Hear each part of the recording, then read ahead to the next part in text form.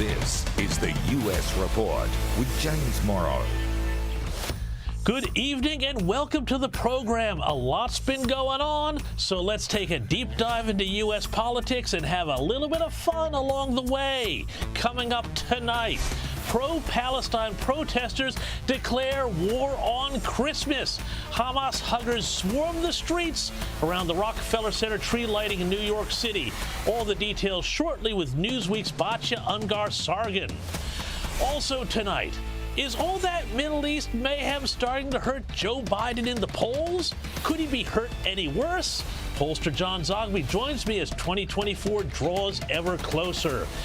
Plus, an Only in America you do not want to miss. I'll be showing you the newest comedy movie that we didn't know we needed until now.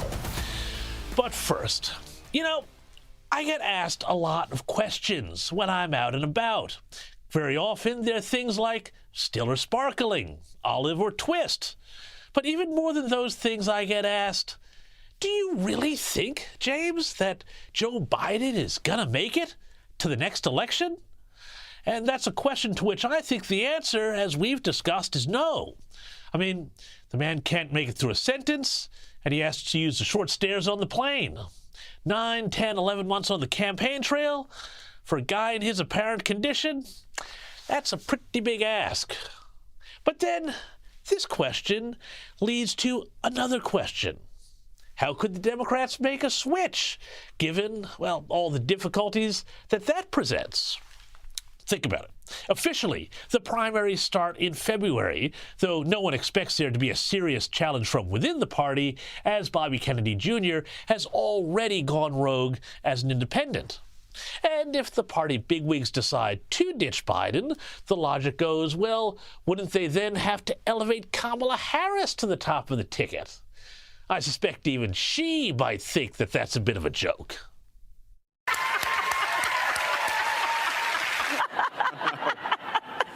Wah, wah, wah. Yeah, exactly. So, She's still got a sense of humor. Right? Enough! Let us go forward, unburdened by what has been, and instead look at this rule that the Democrats have written for themselves that I think makes things pretty interesting and could give them a get-out-of-jail-free card on this one. I was looking over this document about the Democratic Convention, and my eyes were drawn to this passage about what happens if there is a problem with a candidate after the convention, which takes place in August next year, 3 months before Americans go to the polls. And this clause says, sounds dry, but it's very interesting.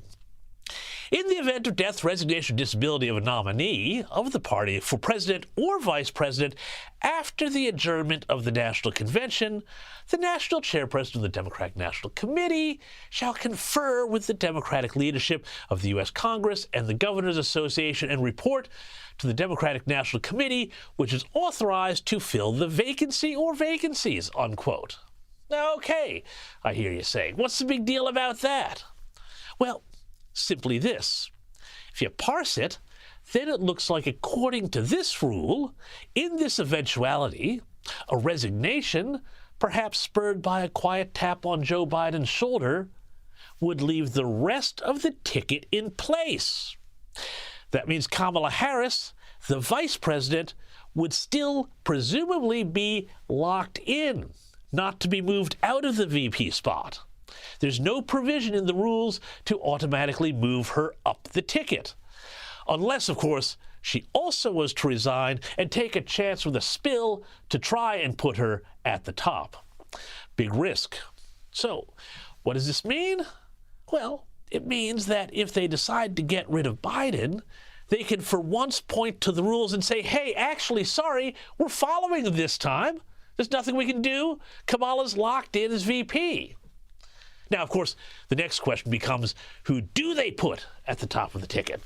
And a lot of people say, hey, it'll be Gavin Newsom, governor of California, who has done so much to make that state a thriving hub of retail activity with a vibrant and diverse outdoor urban environment. Yeesh, gosh, that's pretty gross. And by the way, He is also, a lot of people have noted, running a sort of shadow presidential campaign. This week, he even went on Twitter and condemned Hamas, which is a brave move considering how nuts some of his party is on the topic. He's also debated Florida Governor Ron DeSantis, a red state, blue state throwdown that suggests he definitely has ambitions beyond the Sierra Nevada mountain range. Now, some people say yes, but there's a prohibition on two people from the same state, Kamala is California as well, being on the ticket in the Constitution. Well, maybe, maybe not. It depends how you read that clause. But Newsom's biggest problem is actually not that he's from California, but that he's a white male, which is why if they do make the switch, I say look for a candidate like Minnesota Governor Amy Klobuchar or somebody else with a bit more celebrity appeal, just not Oprah or Michelle. Because, as we know, most Americans don't want Biden for president and they don't want him to run again. So the question for Democrats has to be, will they give them what they want? Ultimately, it's a question only Joe Biden will be able to answer. But me, as we've discussed, I've got my suspicions.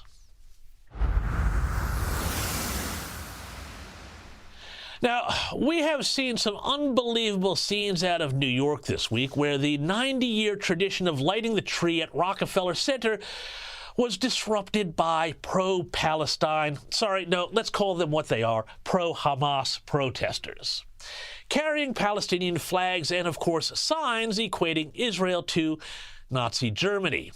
Yeah, nice. Anyway, have a look at this. You can see some of the protesters streaming up the street in the direction of the News Corp Christmas tree just up 6th Avenue. Free, free, free Palestine! Free, free Palestine! Free, free Palestine! Free, free, free Palestine! Free, free, free Palestine! Yeah, jingle all the way, guys. They also mixed it up with the cops.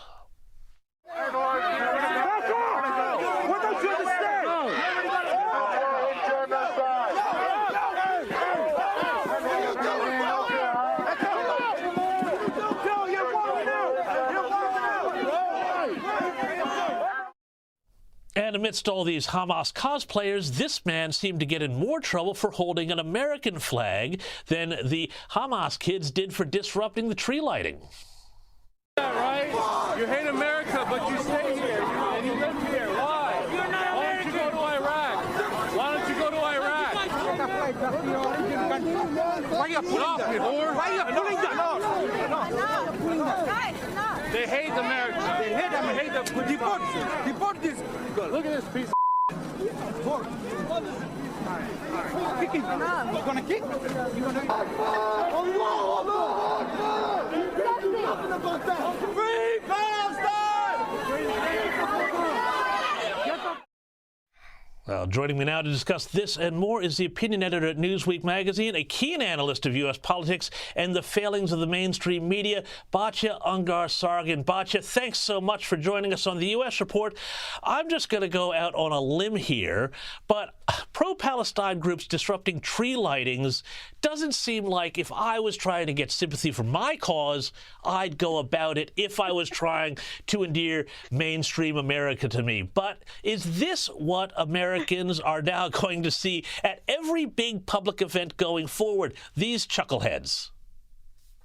You know, I watched this footage and thought to myself, Israel couldn't buy this kind of publicity for its cause if it had all the money in the world, right? And there's something so similar to these protests and to the thing that you rightly point out they're protesting in support of, which is Hamas and its atrocities, which is, you know, when Hamas committed those atrocities on October 7th, they filmed themselves doing this. They were proud of the way that they set children on fire and raped and dismembered. It's all on footage. I saw the footage. The Israelis have that footage, right? And what happened in the leftist media was, Hamas proudly filmed this footage and they broadcast it as these atrocities were happening. And then the next day and the weeks that followed until today, you had leftist journalists saying, well, did they really do this? Did they really do that? Did they really do any of it? Who's really to blame? Who can say? And Hamas is out there saying, no, we did it. Here's the footage. And then what you had was this leftist media saying, well, who can really tell, right? Basically carrying water for this brutal, animalistic, barbarous group. And it's something very similar is happening with these protesters where, you have the leftist media carrying water for them and saying these people care about Palestinian lives, they care about Muslims. But when you see the footage, these people are saying, no, we really just hate America and hate Jews and want to ruin everything that represents American values, this tree lighting ceremony, nice middle-class family values. And I think it really speaks to the heart of the issue. We see a lot of Hamas apologia, as you've pointed out, in the mainstream leftist media, in the far left media, in the Oakland City Council for some reason. But these are truly elites. The vast majority of Americans just do not feel this way. They support peace, and they are on Israel's side as the victim of this horrendous attack. Although I have to say, James, from a more global point of view, if you had told me 8 weeks ago that more people would chant and would march in defense of the people who captured and possibly now murdered this infant, Kfir Bibas, than would march in support of Kfir Bibas, I would not have believed you. And so that has been very depressing. Well, and you are absolutely right, but I think the key point, too, in all of this is when people like Hamas tell you and show you who they are, believe them. But I want to talk about another media issue this week here, which I think gets to the heart of this contempt they have for middle-class, middle-of-the-road, normal, wholesome things. Sports outlet Deadspin.com, big sporting website in the U.S., accused a young Kansas City Chiefs fan of wearing racist blackface because he was wearing actually his team colors. But they took a photo of him from one side and made him look like he was, doing something horrible and racist. Talk us through this case here. This feels a lot like the Covington kid case back in 2019 when they tried to stitch up that kid for looking the wrong way at the Native American protester in Washington. You know why I love this story, James? Because it is such a perfect microcosm of the leftist media. There was literally a photo where half of the truth was hidden from view. And so they thought they could get away with telling you that this is the whole truth, right? And as soon as the child turns around, you see that it is all just made up to fit their leftist agenda, right? It is their fantasy that there are still people across this country who walk around in blackface. It is their fantasy that somehow America is still a racist country to its core, because that is how they have managed to protect their status in this country. Like you said, James, they have to turn on middle-class values. For example, the value that we should judge people based on the content of their character, not the color of their skin. Dr. King's vision, which finally every middle-class American believes in this. And so these people have to find another way to elevate themselves above the average person to prove that they are elites, and that's how they do it. Well, that's exactly right. And I mean, Martin Luther King today would be canceled for some of the stuff he said. And there's nothing more wholesome than a kid dressing up in his team colors. The great end bit to that story, of course, he also turns out to be part Native American. But I also want to ask about this here, too, because it really gets at the heart of this whole media question. Elon Musk this week was at a big New York Times forum, and he had some harsh words for advertisers who were trying to make him change the way he manages his site. Have a listen to this. You don't want them to advertise? No. What do you mean? If somebody's going to try to blackmail me with advertising, blackmail me with money, go f yourself. But go f yourself. Is that clear? I hope it is.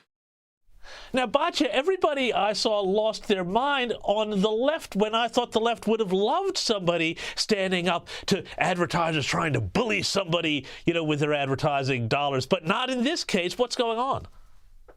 Right, because they can't stand the idea that the people that he is standing up to when he says that are on their side. They believe in censorship. And when he says, keep your money, I don't need it if you want me to censor my platform, they hate that because they believe there should be more censorship. I have to say, James, there's an added component to this story, which is if you noticed, he was wearing a dog tag around his neck.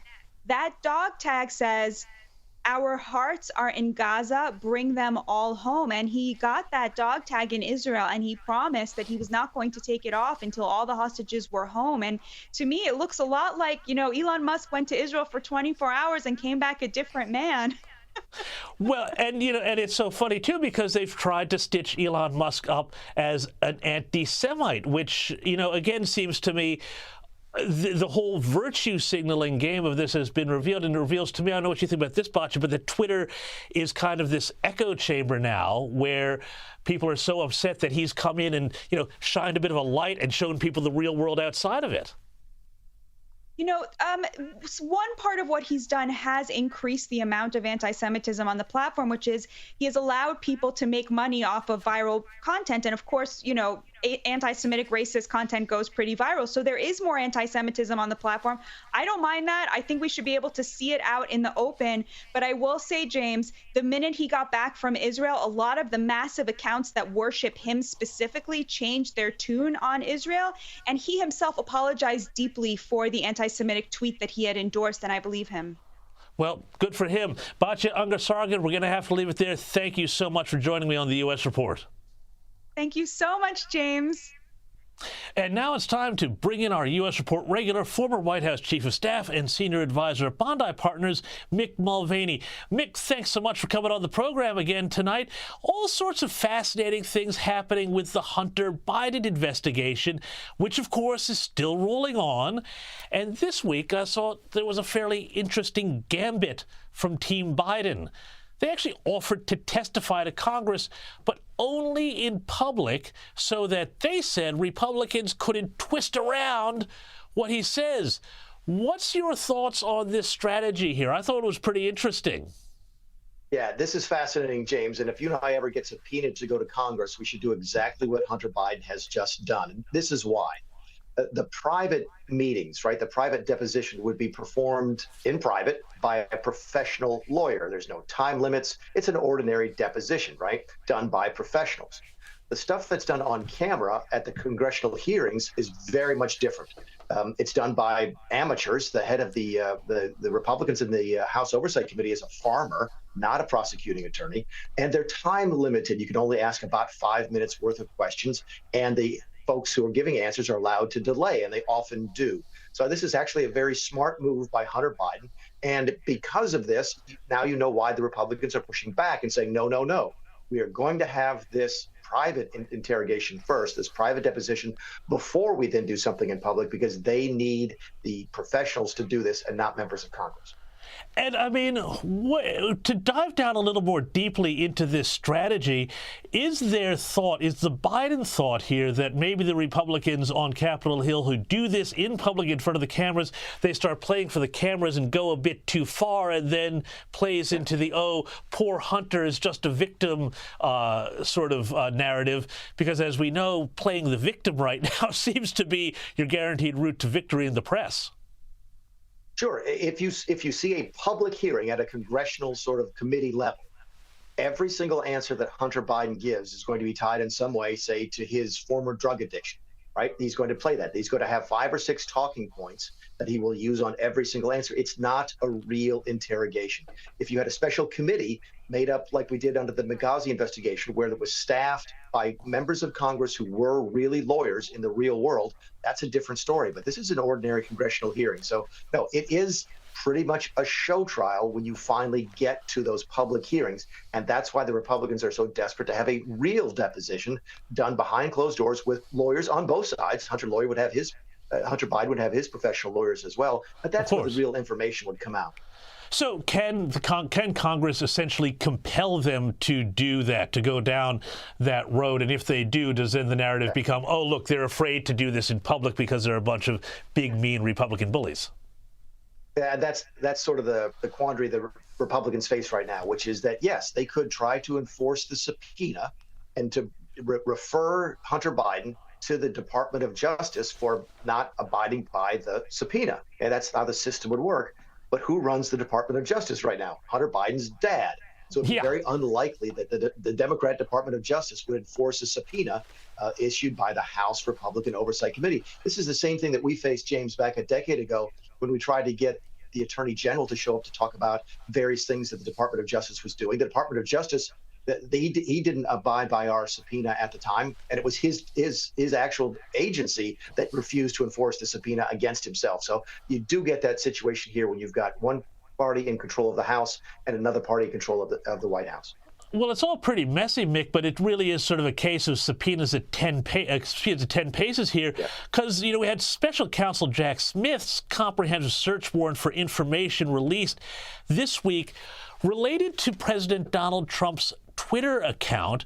Now, this I thought was amazing, and I don't know if this is just simply normal procedure, but they sought his search history, his drafted tweets, his blocks and disputes, but also what I found fascinating, everybody who followed him, everybody he followed, and they wanted a list of everybody who ever retweeted, essentially, anything from the former president's Twitter account, almost like they were trying to kind of create some sort of social media profile of MAGA Twitter, MAGA America. What was your reaction? Because a lot of people on Twitter said this looks kind of sinister.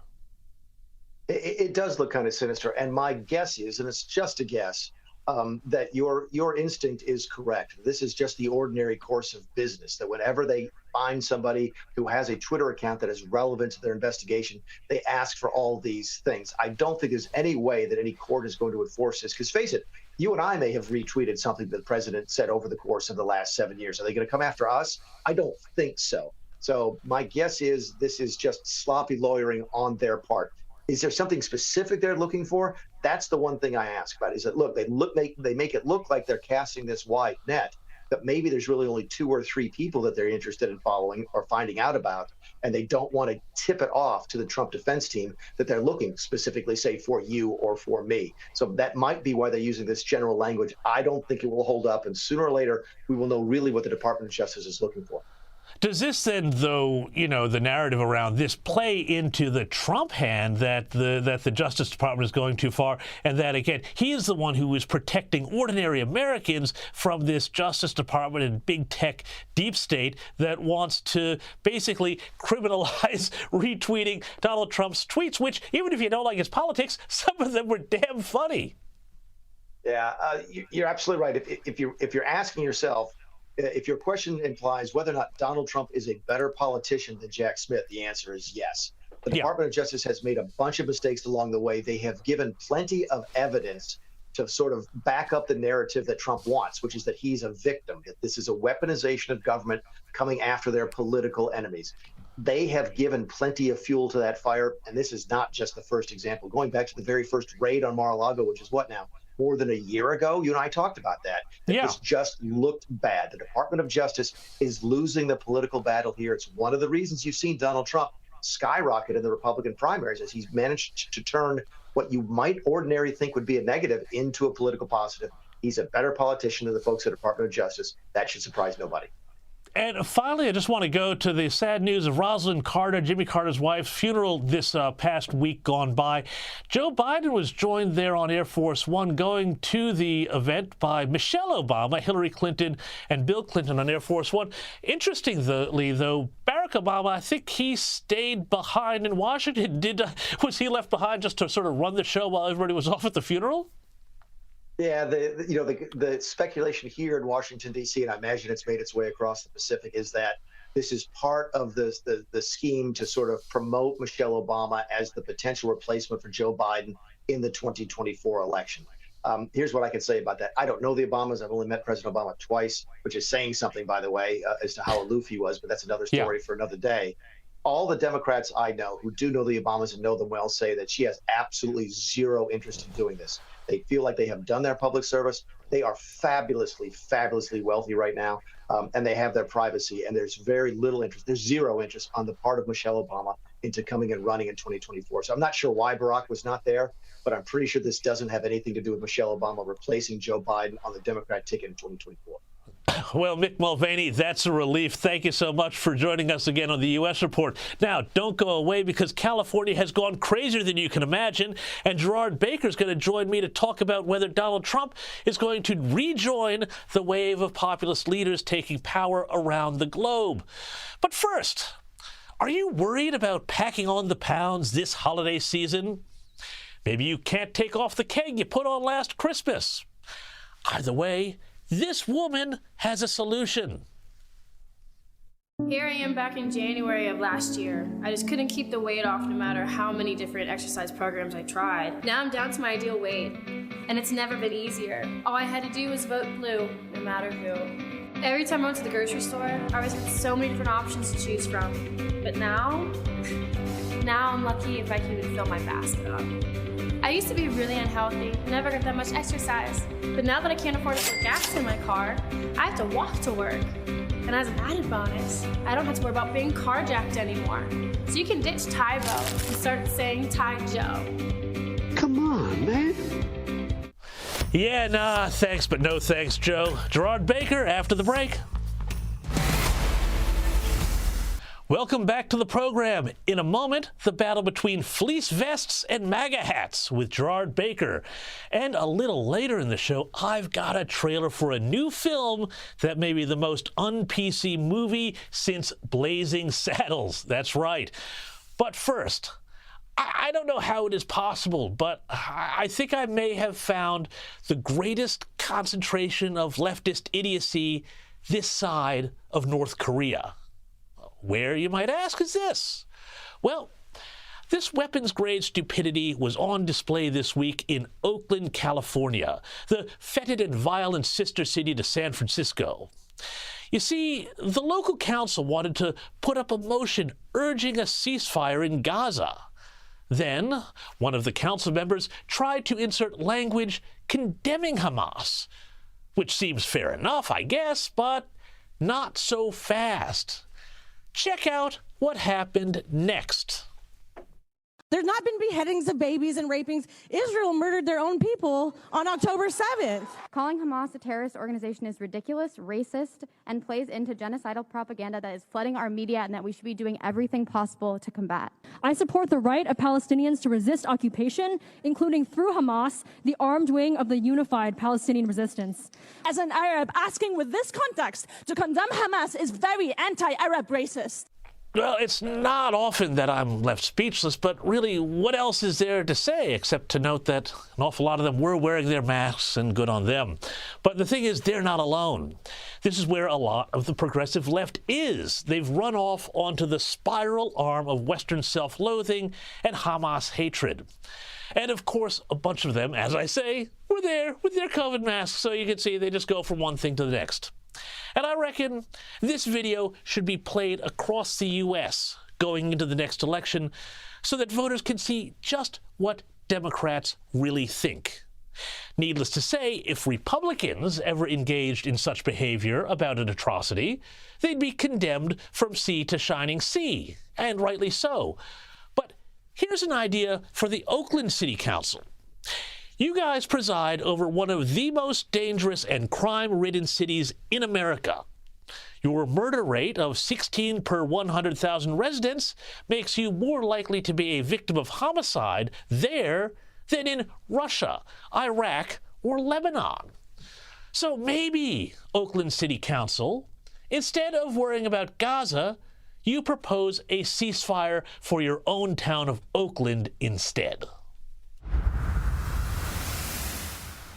Now, I'm really excited to bring in my next guest. He's the editor-at-large of the Wall Street Journal, author of American Breakdown, and keen observer of America and how it relates to the world. Gerard Baker, thanks so much for coming along tonight.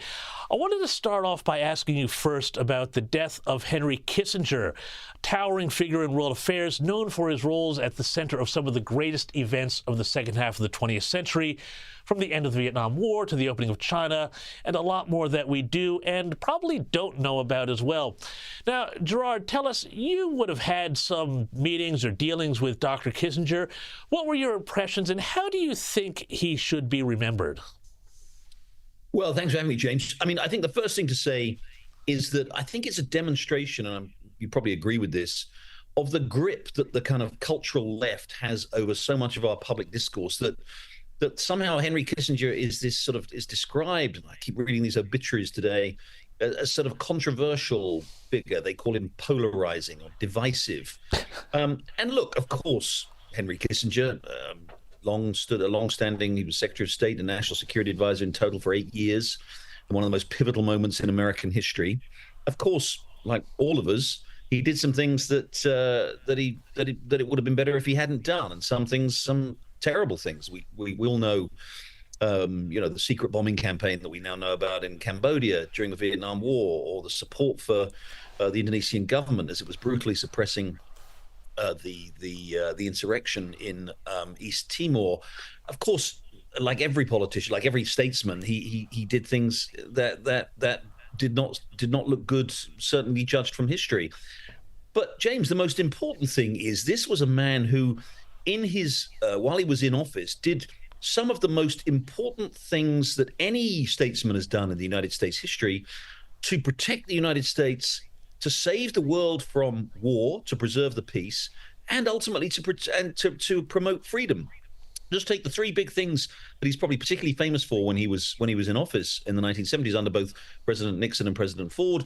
Particularly under President Nixon, he ended the Vietnam War. Now, it was messy, it was bloody, but that was a war that did incredible. 58,000 Americans, millions of others died in that war. He brought that war to an end through negotiation, through diplomacy. He sought an extraordinary rapprochement with China. Remember Nixon's famous visit to China in 1972? That was all brought about by the extraordinary diplomacy that Kissinger was able to do, which was really important because it absolutely ensured that the US was able to divide the great communist powers in the Cold War, China and Russia. It put a wedge between them, and it was incredibly important in helping the US ultimately win the Cold War. And the third thing he did was he entered into, again, it was Richard Nixon, of course, but he laid the groundwork for the creation of arms control agreements between the United States and the Soviet Union, the SALT I Treaty in particular. That brought the world back from the brink of nuclear war. It helped to reduce the number of nuclear weapons. It made the world a safer place. On top of that, his diplomacy towards the end of the 1973 Yom Kippur War between Israel and Egypt essentially saved the world from what could have been a wider conflict. So in all of these things, he was the ultimate diplomat. He was the ultimate realpolitik is what it's called, but he was able to use his diplomatic skills, the sheer weight of his personality, his intelligence, the way he handled that office, to genuinely, I think his legacy will be to preserve the peace at a critical time for the world, and to ultimately to advance the cause of freedom led by the United States that ultimately won the Cold War. I think he's a towering figure. No, look, I'd agree with you there, and I think that people need to remember also the context of that Cold War and what an existential Manichaean fight that was. But I want to bring it around to domestic politics now as well. We spent a lot of time on this show talking about divisions in the Democratic Party, but they also exist on the Republican side. You've written a very insightful piece. I'd love you to take us through a bit of this, about this big division on the right, and you call it the fleece vest versus MAGA hat wearing Republicans. Tell us who these two characters are and the argument that's kind of going on inside the Republicans that a lot of our viewers here in Australia might not be, fully across. So yeah, thank you for referencing the column. Yeah, I'm talking about essentially what could be described as pro and anti-Trump factions in the Republican Party. I chose fleece vest because it does somehow seem to be the kind of chosen attire of many of the people who associates with the sort of traditional establishment Republican Party, and MAGA hat obviously just speaks for itself. And what I tried to do in this column in a sort of slightly playful, imaginary way was a dialogue, a conversation between these two characters, the fleece vest, the anti-Trump character, and the Trump supporting character, and the debate. And I think that what I was trying to capture, James, is that this is. It's not just actually that these are different categories, different sorts, different characters in the Republican Party. I think so many Republicans are going through this own debate in their own head. And I posed it as something that was taking place in my head. And on the one hand, you have the police vest, the anti-Trump people who say there is no way Donald Trump should ever be president of the United States again. He led an insurrection on January the 6th, essentially against the Constitution of the United States. He he refuses to accept the election. He's a bad man. He's got terrible character. Republican Party conservatives are supposed to be about good character. I don't care about the policies. I don't care what he does. This is a man who is unfit for office. On the other side, the MAGA hat wearing guy says, you know what, I don't understand how you could not vote for Donald Trump, because, look, I get all that. And maybe, I still think there were some dodgy things about that 2020 election. But much more importantly, this is an existential challenge this country now faces, an existential threat. If the left win another election, what they'll do, what they might do with the Supreme Court, what they'll do in terms of advancing their agenda, what they'll do in terms of actually, continuing to undermine open borders, undermine U.S. national security, undermine U.S. national identity. Trump is the only one. Trump's the only guy who's been able to stand up and make a plausible case and win over large numbers of people who've never voted Republican before. And that, I think, that's the tension. The tension is between, again, Trump's character and what many people see as this absolutely crucial moment in the West, not just in America, James, but in the West's struggle to preserve its civilization from what many people regard as the woke left, the progressive left, trying to destroy it. And I think that is the tension in the party. Well, yeah, and I mean, this brings up something that I find absolutely fascinating, which is how in the course of my lifetime and your lifetime, politics has gone from being something that's a sideline affair for most people to being, something that feels very existential. Does our tribe get in or not? And what does that mean? But we're seeing this, as you say, around the world, not just in, European nations. And we've seen Milei in Argentina, the Dutch elections, the big protests against socialism in Spain. Is there a global tide that's going to help Trump in this, just sort of the general vibe of politics, especially as we see, as you say, this existential fight for the heart of the West, which, on the left seems to want to almost commit suicide when it comes to its dealings with, things such as Hamas and, the culture and broader issues like that? I think this is a global struggle, and I do think this is a fight for the soul of the West. And I think it's very much of the media, the mainstream media kind of portrays this as sort of like neo-fascists, of, far right. They keep talking about far right parties in winning elections in the Netherlands or in Italy, or this libertarian character who's just won in Argentina. I think there are some things about them that could be described as right wing, but it's a defense of, again, the traditional values of the civilization that many of us believe, conservatives, I think, believe, it's never been perfect, but it's had its flaws, but has basically been the reason why we have prevailed so powerfully over so long. And it's the very identity, the very essence of the identity of who we are. And you're seeing it, you're definitely seeing it in Europe. You could argue it started, and I think it probably did start with Brexit, the Brexit vote in the UK. Now, that has worked out very well, but that was in the summer of 2016. Then we had Donald Trump, of course, elected in the fall of 2016. You're seeing it across, as you say, you've got a right-wing government, a populist government, if you want, in Italy. You just had this election in the Netherlands.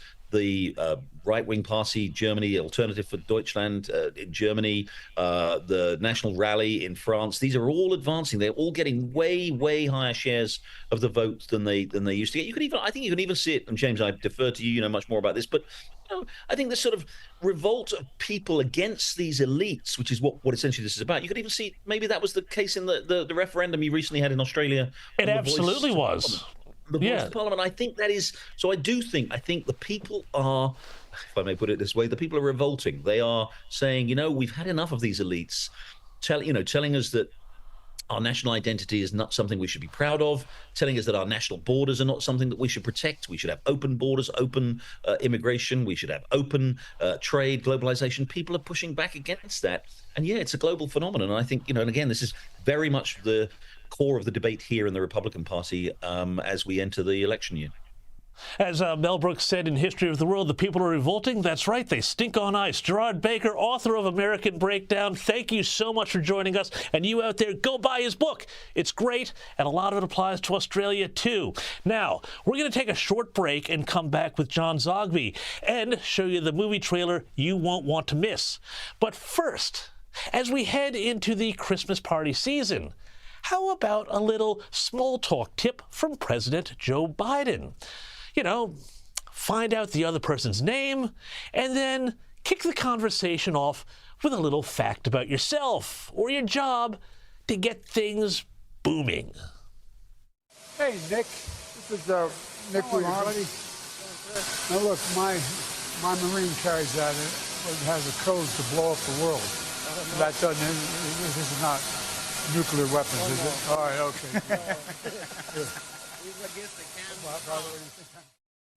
Come on, doesn't everyone have a Marine with codes that can blow up the world? No? Well, maybe there'll be something special for you under the tree. But remember, a nuclear holocaust is for life, not just for Christmas. Biden's polling panic after the break. Welcome back to the program. Now let's take a look at the polls with our favorite pollster, founder of John Zogby Strategies, John Zogby. John, thanks so much for coming on here tonight. And I want to start off by asking you a question about Nikki Haley. People keep talking about Nikki Haley. People keep saying, oh, she's having this big surge. And yet most of the polls that I'm seeing have her down, you know, at that number 3 spot, even still behind Ron DeSantis. What do you account for this continued interest, John Zogby, in Nikki Haley and her candidacy? And is there something coming through in the polls that we're not quite seeing yet, you know, in the mainstream? Okay, good questions. What we're seeing Nikki Haley break out of the pack. Now the pack is way down low, but you know she's gone from the typical 2 or 3 percentage points to second place or a substantial third place into double digits, which means media has to pay attention to somebody. And so she's getting the attention. She's also, by most accounts, including my own, quote, won the 3 debates that they've had so far. There's poise. She was good under pressure, has carved out a kind of interesting position on abortion rather than knee-jerk, you know, pro-life. She's pro-life, but with some nuance that could appeal to soccer moms. And so in that sense, she's worth paying some attention to. Right. And so with that attention, though, how much of that, because she's more sort of moderate, let's just say, on some issues in Donald Trump, how much of this then is being driven by media types who are looking for a horse race that they can confect and keep covering and to create some sort of possibility that it won't be Trump as the nominee? About 96.7%, plus or minus 3. Very precise. I'm kidding. Let's just say a lot, okay? Yeah, and that's it. I mean, if the race is over and nobody is breaking out of the pack, and if Donald Trump is invulnerable, there is no story. So there's got to be a story. However, there is some history. You know, you get into Iowa and New Hampshire, and this is, or at least used to be, an expectations game. So Trump may very well be ahead. He certainly is. But what if he doesn't score as high as the later polls show that he's going to score, or that a Nikki Haley comes in much higher, even, you know, like 25% to Trump's 35%. Now you've got yourself a game. You've got some media, real media attention, some real money coming in, and some momentum. What George H.W. Bush used to call the 3 M's. And Iowa kind of sets the table for somebody for that to happen. If that doesn't materialize, Trump goes on. But if it does materialize, there's a strong second place. Bunch of other candidates drop out. It's Trump versus Haley versus somebody else. She's already polling reasonably okay in New Hampshire. And then people start to ask the question about how does she go instead of Trump against Biden, and then I guess it becomes more interesting. But I want to zoom out now then to the national race here and some of these state-by-state races. You know, we're talking about New Hampshire and Iowa, obviously, because those are going to be the big things coming up. That's the traditional thing we talk about. But I'm also looking at some interesting swing states and states that had gone for Biden and were crucial in 2020. Arizona, Nevada, Georgia, places like that. My read is that the Democrats are not doing well. So is there a more granular state-by-state problem when they look at the general election that Biden just simply isn't going to get over the line in these places? He lost in 2016, won in 2020, needs to hold in 2024. I haven't seen one published poll in the states, or for that matter, in nationwide, including my own unpublished polls in some of the battleground states where Joe Biden is where he needs to be. He's behind in every one of the battleground states, with the exception of one where he's up by just 2 points. These are all states, as you know, just pointed out that he won, 3 years ago. And so the election is not today, but Joe Biden is not in good shape, heading into to 2024. And it's compounded then by the problem that even where there appears to be objective good news, the GDP is growing at a 5.2% rate. That's really good. Inflation rate of increase is down. Stock market is exploding right now. And yet the message that he's trying to get through is not getting through, compounded by his poll numbers. And I mean, how much of that then is going to wind up having people asking the question about basically a generic Democrat versus Trump? I mean, are there people who will be polling these sorts of questions and saying, should we be thinking about a switch even as late as the convention? It's really interesting that your previous guest, Mr. Baker, pointed out that these two parties are at odds. These two parties are split. I mean, there is a crisis, between progressives and mainstream Democrats. It's a good thing both parties have each other. That's kind of thrusting them into the 40s. But Bobby Kennedy is out there, and there's, even with terrible press that he's getting, Bobby Kennedy's about 22% nationwide, actually 25%, some of the battleground states. So this thing is complex this year. Remember, Americans, 73% don't want Biden or Trump to be running. So that's what's making my life interesting these days. That's pretty interesting. Not sure what it says about American democracy just at the moment, but John Zogby, we're going to have to leave it there, but we'll come back to you in the weeks and months to come. Now, don't go anywhere, because we'll have that incredibly un-PC movie I was telling you about after the break. But first, hey, it's late in the show. What haven't we played yet? I know. A good old game of Joe versus the teleprompter. All right, this week's bout took place in Colorado. Both the president and the teleprompter were fighting fit. So let's get ready to rumble. Round one. Instead of cutting them, or like Congressman Trump and Bo want to do. Ooh, got to give that one to the teleprompter. And I think the president is getting a little punch drunk as we head into round two. But I am friends with your leader, Mr. Moon. We're good guys. Indeed there, your leader, Mr. Moon. Can the teleprompter, though, deliver a knockout in round three? Let's go to the tape. Here in Colorado, the wind turbine manufacturing Vistas is investing $40 million to expand its factory and hire an additional 1,000 employees. Solar manufacturer Meyer Burger is building a new solar cell factory just down the road in Colorado Springs. Ding, ding, win on points to the teleprompter. Better luck next time, Mr. President. And an only in America you're not going to want to miss next. Welcome back to the program. And now it's time for a little segment we like to call Only in America.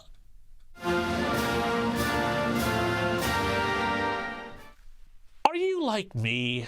Are you tired of woke, unfunny movies hitting you over the head with humorless political propaganda that may as well have come from the Human Resources Department?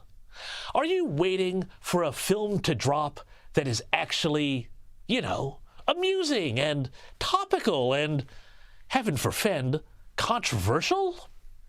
Well, I think your wait is over. Check out the new film being released by The Daily Wire. In a world where women's sports is being transformed, The Daily Wire calls foul with the most triggering comedy of the year.